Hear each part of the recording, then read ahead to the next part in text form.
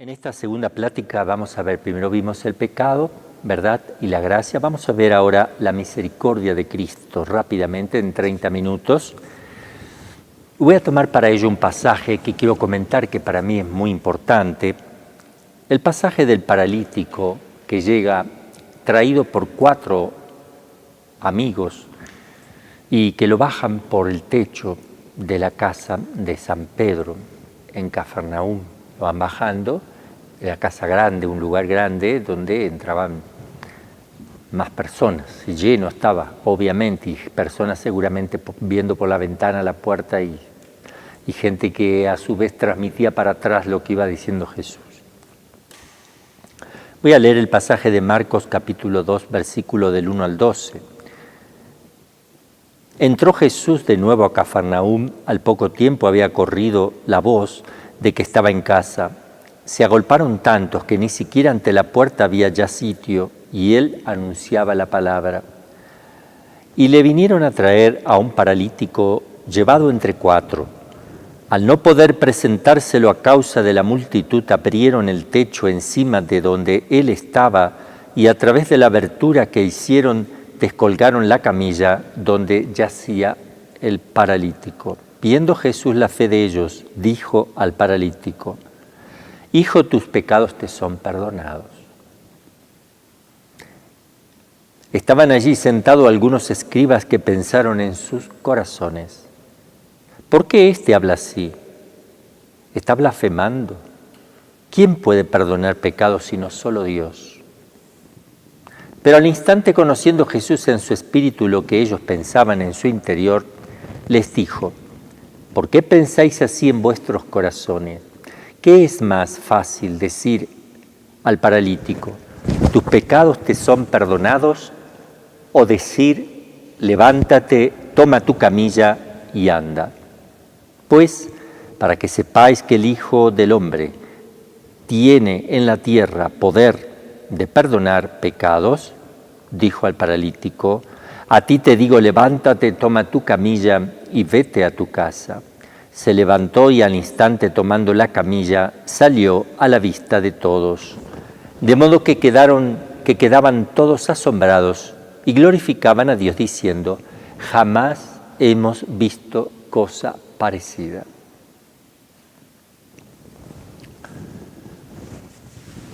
Jesús le había dicho también a la pecadora: vete y no peques más. Hay una condición: no peques más. Vete y no peques más. Resulta que traen a un paralítico de nacimiento.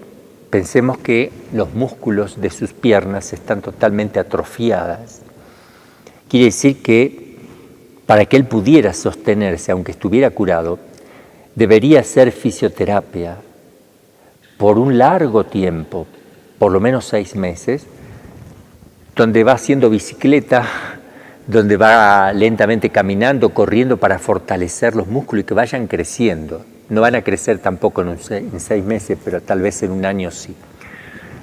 Eso para que le pueda sostener las piernas, el cuerpo de una persona que jamás esas piernas han tenido trabajos musculares. Esto es muy importante tenerlo en cuenta. Cuando Cristo se encuentra con esta gente que está bajando la camilla, hicieron un boquete en la teja y lo bajaban para que Jesús lo pudiera curar. Se admira a Jesús de la fe de estas personas y le dice al paralítico: hijo, tus pecados te son perdonados. No le dijo: hijo, te curo de la parálisis, porque cualquiera podría pensar que lo están trayendo para ser curado de la parálisis. Jesús le dice: hijo, tus pecados te son perdonados. Es decir, que le está haciendo algo mucho más allá de lo que cualquiera hubiera podido pensar en ese momento. No se limitó Jesús a curarle las piernas. Primero le dio lo más importante de todo: la gracia de Dios, el perdón de los pecados, para que tenga vida en su alma. Esta es la misión que tiene la Iglesia ayer, hoy y siempre. Nosotros buscamos las almas para darles vida. espiritual. Cuidamos la vida del espíritu, no la del cuerpo. De eso se ocupan los médicos y los gobernantes, de la parte corporal de una sociedad. La parte espiritual de una sociedad es atendida por la Iglesia católica fundada por Cristo. Esas son las cuestiones del alma. Por eso un ministro, por eso la Iglesia en general y los ministros no tienen que preocuparse, que predicar cómo recuperar la salud del cuerpo, cómo mejorarla, cómo cuidarse físicamente de enfermedades, de lo que sea. Ese es un trabajo para los médicos, para los gobiernos, que a través de los medios de comunicaciones nos informan. Pero si la Iglesia no predica la conversión, dejar el pecado, la gracia de Dios, el tema del infierno, el tema del cielo, la vida eterna, la ofensa a Dios, la pasión de nuestro Señor, la Inmaculada Concepción, la corredentora que está asociada a Cristo como nueva Eva.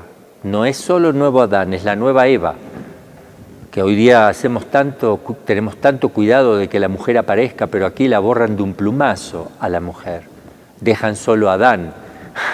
No, Adán y Eva, nuevo Adán, nueva Eva.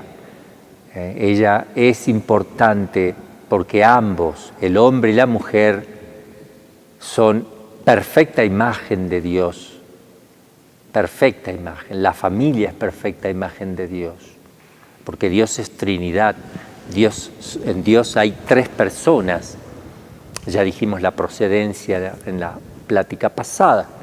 En el matrimonio también están llamados a ser tres. O sea, hay una Trinidad, una realidad trinitaria que es el reflejo del misterio trinitario. Pues la Trinidad es familia también. Ese reflejo se da cuando el esposo ama a la esposa y del conocimiento entre el esposo y la esposa sale de ellos dos, no de uno, sino de ambos, el amor, que son los hijos, el amor hecho persona, que no son ellos, sino otro, distinto del papá y la mamá. Y ahí vemos la sociedad perfecta, imitando a la sociedad infinita, perfecta y divina que es Dios. Bien, entonces este paralítico recibe lo más grandioso de Cristo, el perdón de los pecados, antes que se lo pidiera, porque Cristo ve la miseria que tiene, ve sus pecados, se los perdona y se lo hace saber. Así hace Jesús con nosotros también. Estaban allí sentados algunos escribas y pensaban en sus corazones lo que es el juicio temerario, la calumnia y la difamación también, porque seguramente comentaban, ¿por qué este habla así? Está blasfemando. Solo Dios puede perdonar pecados. Y tenían razón. El tema es que nunca llegaron a entender o a aceptar que quien estaba ahí adelante era Dios con nosotros. Dios, su persona es divina, su naturaleza también divina, pero también humana. Por eso lo podían ver, tomó naturaleza humana, pero su yo, su persona es divina. Entonces, cuando dijeron solo Dios puede perdonar los pecados, Jesús va a aprovechar a mostrar que Él es Dios. Por eso dice, pero al instante, conociendo Jesús su espíritu, conoció lo que estaban pensando, lo que ellos pensaban en su interior, les dice, ¿por qué pensáis así en vuestros corazones? ¿Qué es más fácil decir al paralítico? ¿Tus pecados te son perdonados? O decir, levántate, toma tu camilla y anda. ¿Qué es más fácil? Obviamente es muy fácil, si fuera embustero alguien, de decir, es más fácil decir, tus pecados te son perdonados porque no sabes si se le perdonaron. Pero decir al paralítico, toma tu camilla y vete a tu casa, se resulta más difícil.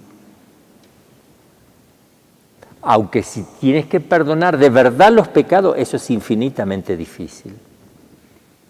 Y más fácil sería que pudieras hacer que un paralítico caminara antes que perdonar un pecado si no eres Dios. Solo Dios perdona los pecados y es aquí donde Jesús les va a mostrar que Él es Dios. Pero al instante entonces Jesús, cuando le dice, ¿qué es más fácil decir al paralítico, tus pecados te son perdonados? O decir, levántate, toma tu camilla y anda.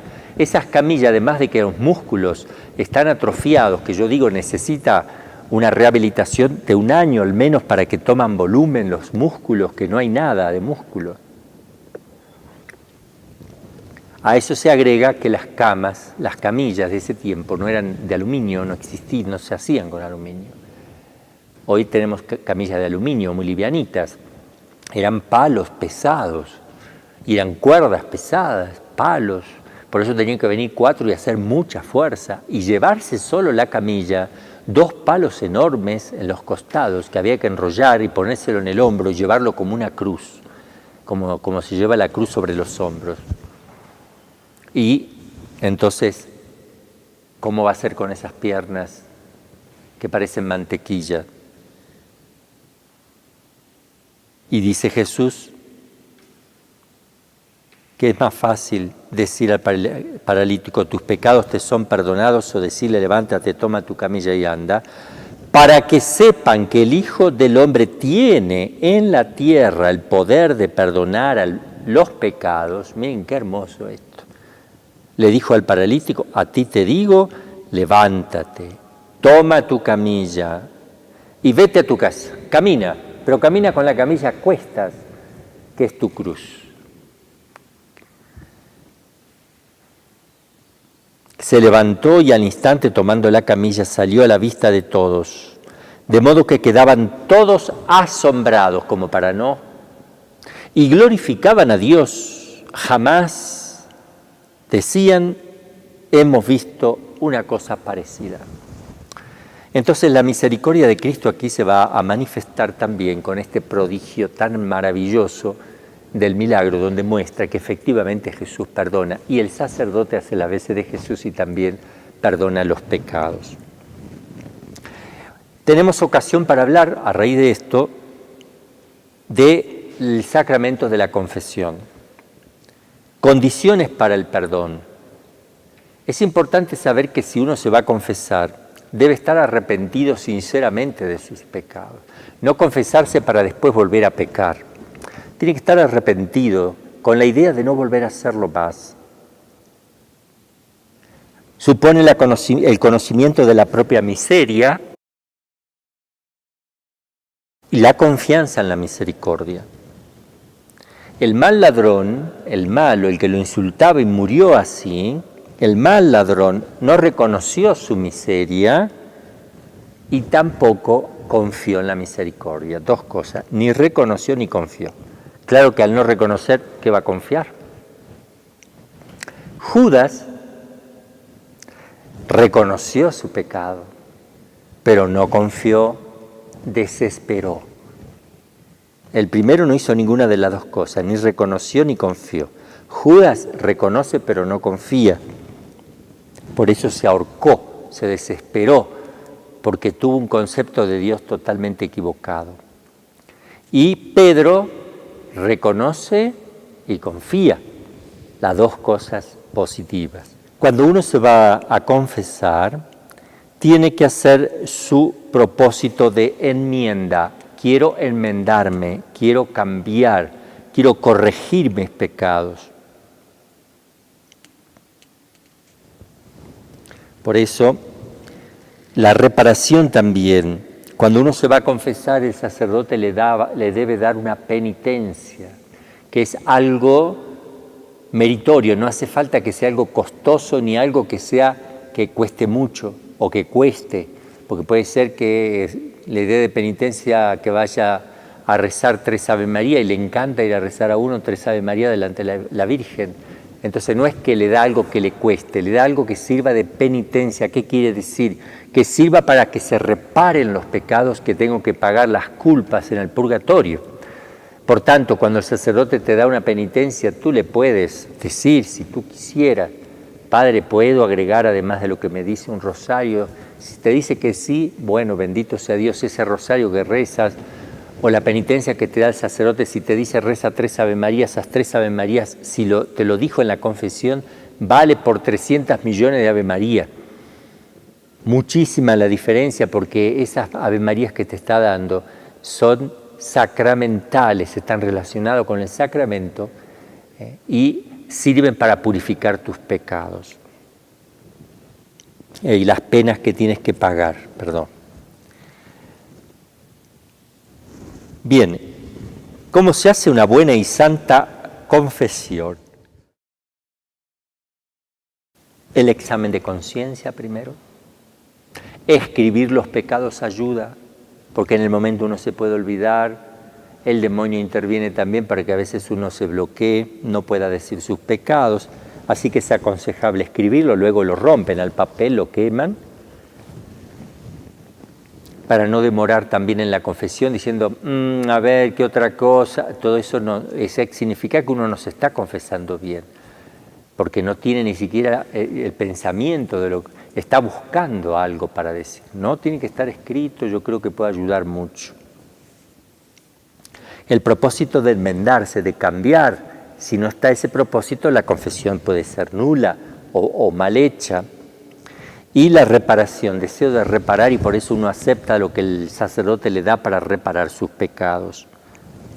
¿Cada cuánto se debe confesar una persona? En primer lugar, la confesión, para confesarse no necesariamente tiene que estar el pecado mortal. No es que yo voy a confesarme si tengo pecado mortal. Me confieso si quiero, a ver, cada 15 días, tenga o no pecado. O cada 20 días, tenga o no pecado, repito. Desde la última confesión, ¿se entiende? Porque pecado siempre tendré para atrás. Si uno no ve que tiene nada desde la última vez que se confesó hasta ahora, que no ve nada consciente que haya hecho malo, basta con arrepentirse de nuevo de todos los pecados de la vida pasada, decir, no me acuerdo de la última vez nada, pero pido perdón de todos los pecados de la vida pasada en general, y ya se le puede absolver de sus pecados y aumenta la gracia en el alma.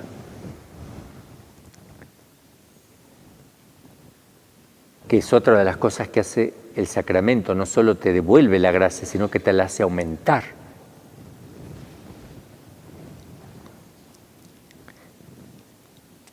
Entonces podemos confesarnos cada vez que tengamos necesidad de hacerlo, porque o cometimos un pecado mortal o venial que nos está molestando mucho la conciencia,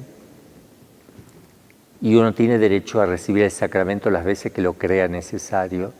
Yo aconsejo que al menos cada 15 días, 20, después vayan bajando, o empiecen por un mes si hace mucho que no se confiesan, empiecen una vez por mes, luego lo pueden bajar a 20 días, ahí está bien, 15, 20 días está bien, un mes está bien, más o menos. Pero no mucho más que eso, porque sería descuidar el estado de gracia. Bien, vamos a dejar esta plática aquí con este tema de la misericordia, breve, simple, para colaborar también con esta misión mundial, Mater Fátima. Que Dios los bendiga.